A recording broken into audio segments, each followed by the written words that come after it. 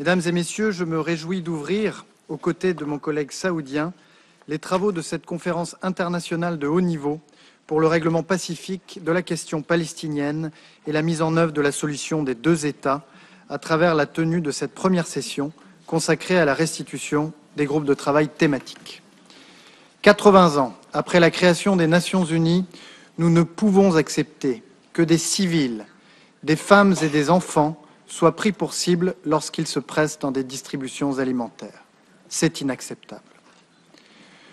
Votre présence en nombre aujourd'hui témoigne du consensus et la mobilisation de la communauté internationale autour de l'appel à la fin de la guerre à Gaza.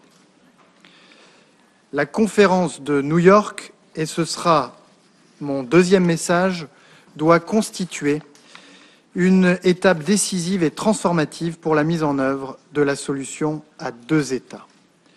Nous devons travailler aux voies et aux moyens de passer de la fin de la guerre à Gaza à la fin du conflit israélo-palestinien, alors que cette guerre menace la stabilité et la sécurité de la région tout entière.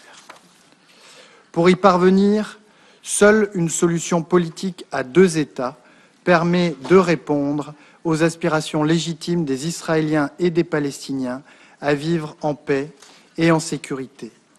Il n'existe pas d'alternative. Face à la multiplication des faits accomplis sur le terrain et à l'accélération sans précédent de la politique de colonisation israélienne en Cisjordanie, la perspective d'un État palestinien viable doit être préservée à travers la mise en œuvre de mesures concrètes.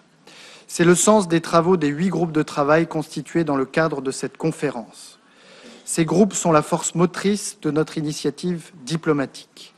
Leurs travaux, qui vont être restitués au cours de cette matinée, visent à identifier des contributions concrètes pour matérialiser la solution des deux États dans l'ensemble des dimensions politiques, sécuritaires, économiques et humanitaires du conflit israélo-palestinien.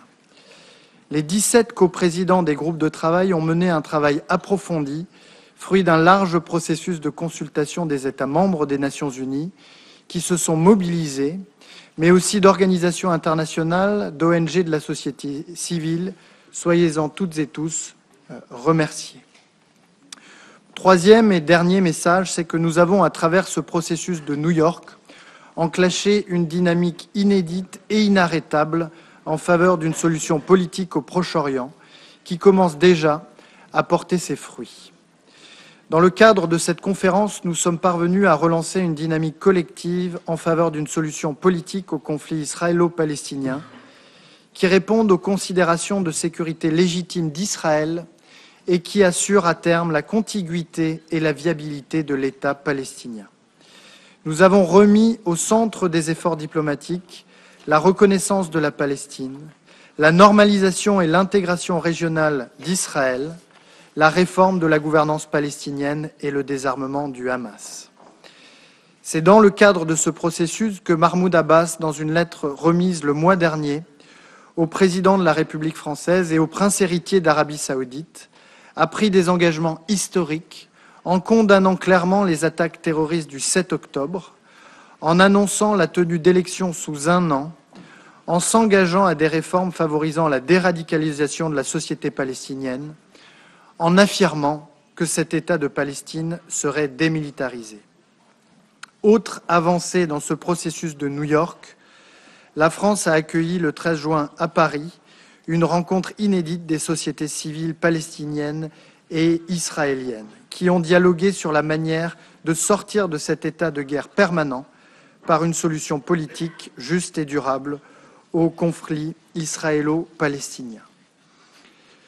Face à la poursuite de la guerre et à la tragédie humanitaire à Gaza, nous lançons à travers cette conférence un appel collectif à l'action. Cette guerre qui a trop duré doit cesser, les armes doivent se taire et laisser place à un cessez-le-feu immédiat et durable.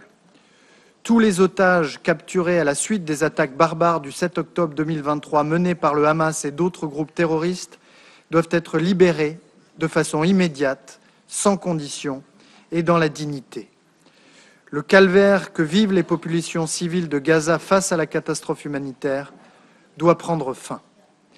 Mesdames et Messieurs les coprésidentes et coprésidents de groupes de travail, les travaux que vous allez nous présenter aujourd'hui serviront de boussole à l'ensemble de la communauté internationale pour tracer un chemin politique irréversible vers la mise en œuvre de la solution des deux États. Je vous remercie.